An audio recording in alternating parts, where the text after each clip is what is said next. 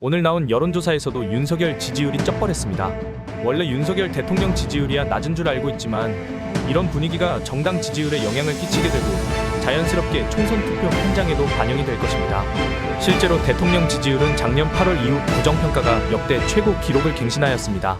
이 조사는 연합뉴스에서 여론조사 매트릭스에 의뢰해 지난 3월 30일부터 31일까지 만 18세 이상 남녀 1000명을 조사하였는데요.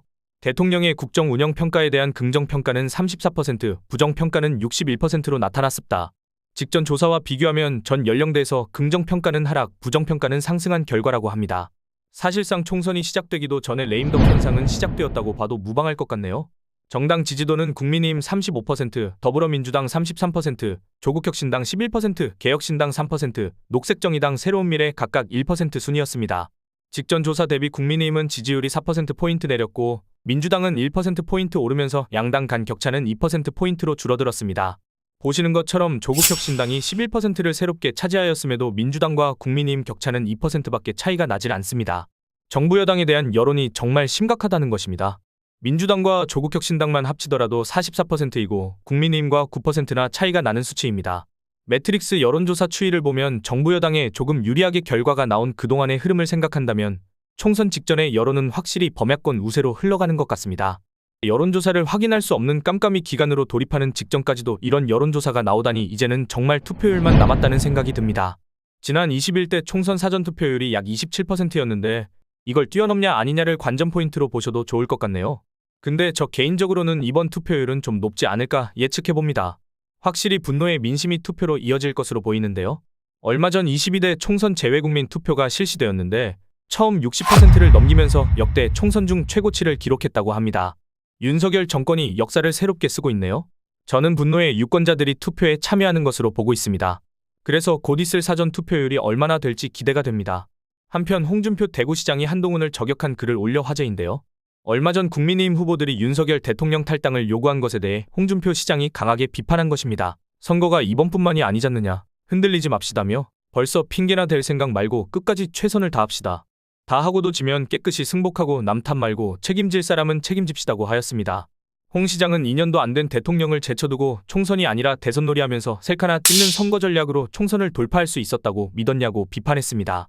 또한 그는 박근혜 탄핵 때 힘 모아 헤쳐나갈 생각은 하지 않고 난파선의 쥐새끼들처럼 홀로 살겠다고 뛰쳐나가던 무리들이 생각난다고 했고 대통령 덕에 국회의원 거저먹겠다고 설칠 때가 불과 몇 달 전인데 이제 와서 벼락치기 선거가 안 되니 그게 대통령 탓이냐고 몰아붙였습니다. 자기들끼리 아주 난리도 아니네요. 어쨌든 한동훈이 이를 바득바득 갈 것 같네요. 어제 이재명 대표와 원희룡 전 장관이 TV 토론을 하였는데요. 대통령도 할 수 없는 공약을 당당하게 얘기하는 원희룡을 보며 이재명 대표가 말을 잇지 못하는 장면이 있었습니다. 한번 보시죠. 지금 원희룡 후보께서 이제 주장하시는 것, 공약하시는 것 중에 보면 지금 국비 1000억을 확보하겠다, 지구마다 1000억을 확보하겠다는 건데 대체 어떻게 그게 가능한지 저는 도저히 이해가 안 됩니다. 과연 정부 예산이 없어서 지금 R&D 예산 삭감하고 지금 서민 지원 예산도 다 삭감하는데 그 돈이 어디서 나와서 계양 지역의 특정 지역 개발에 1000억씩 지원하는 건지 궁금하네요. 질문해 주셔서 감사합니다. 현행법에 재정비 촉진 지구로 지정이 되거든요. 왜냐하면 지금 이막역 서쪽에는 막다른 골목 때문에 소방차가 못 들어가는 아파트가 7개가 엉켜 있습니다. 그다음 괴산 이동에 가면 극동 아파트, 삼안 아파트, 영동 아파트 역시 똑같이 마찬가지입니다. 이런 것을 재개발 또는 재건축을 하게 되면 주민들 자부담으로는 도로나 이런 공공시설을 할 돈이 안 되고 특히 이 지역은 자기 부담금 때문에 주민들이 꺼려하는 면이 있습니다. 그럼 국비 1000억은 도로라든지 주차장이라든지 이런 특별 회계들을 갖고 와서 국비는 1000억원까지 그리고 지방 매칭으로는 300억까지 할 수 있기 때문에 이것을 가져와서 주민들 자부담을 줄여줌으로써 그동안 10년 전에 무산되었던 재개발 재건축을 통합적으로 역세권 개발을 하겠다라는 거죠. 국토교통부 장관은 이에 대해서 거의 전문성을 갖고 있습니다. 전문성이 있는 거 좋고 법제품도 있는 거 좋은데 실제로 그 예산을 조달해서 집행할 수 있냐는 거죠. 답변을 마저 해주시기 바랍니다. 20초 남았습니다. 제가 국토부에 이미 질의를 해서 공문을 받아서 해당되는 재개발 추진위원회에게는 공문을 이미 다 전달을 했습니다. 그 공문을 이 자리에는 안 갖고 왔습니다만은 궁금해하신 모든 분들께 저희가 인터넷을 통해서 공문을 국토부의 회신 공문을 공개하도록 하겠습니다. 전국에 수백 군데 갔는데 1000억씩 주면 그 돈을 어디서 마련하며 여기 지역만 1000억 주고 딴 데는 안 주겠다는 겁니까? 그게 가능한 일이에요. 재정비 촉진도 불가능해요. 이재명 후보의 두 번째 재정비 질문 촉진 지구로 이어가겠습니다. 두 지정돼야 번째 되고요. 질문입니다. 거기에는 요건이 자, 마이크 내렸습니다. 이막 예, 이재명 후보 질문해 주시죠. 두 번째 질문. 자, 제가 말씀드리는 것은 전국의 재정비 지구가 수없이 많습니다. 그리고 서울시는 뉴타운도 일종 재정비 지구 아니었나요? 근데 거기도 1,000억씩 지원할 수 있고 한다고 했던 것 같은데 실제로 지금 한 20년 지난 다음까 지금 조사를 해보니까 한 지역당 수천만 원에서 수억 지원한 게 대부분이고요. 다 합쳐도 수십억이 안 됩니다.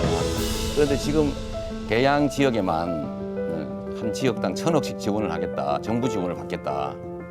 저는 이게 대통령이라도 그렇게 마음대로 할 수 없는 상황이라고 생각되는데, 저는 이게 결국 실현 불가능한 이야기. 이게 법률적으로 불가능한 건 아니죠. 법률적으로 가능한 거하고 재정을 확보해서 실제로 가능하냐는 전혀 다른 문제인데, 이것도 일종의 국민들을 현혹하는 거 아니냐 생각이 들어요. 네, 질문하시죠. 25년까지 지하철 9호선 착공하겠다. 불가능하잖아요. 왜 그런 식의 허위 얘기를 하시는지 이해가 안 됩니다. 여러분들 어떻게 보셨나요? 양평고속도로는 대충 뭉개놓고 나와놓고는 국토부 장관을 했었다고 당당하게 말하는 원희룡 전 장관을 보면서 할 말을 잃게 되네요. 오늘 영상은 여기까지입니다. 이 영상이 널리 퍼질 수 있도록 좋아요 꼭 부탁드립니다. 오늘 하루도 화이팅입니다.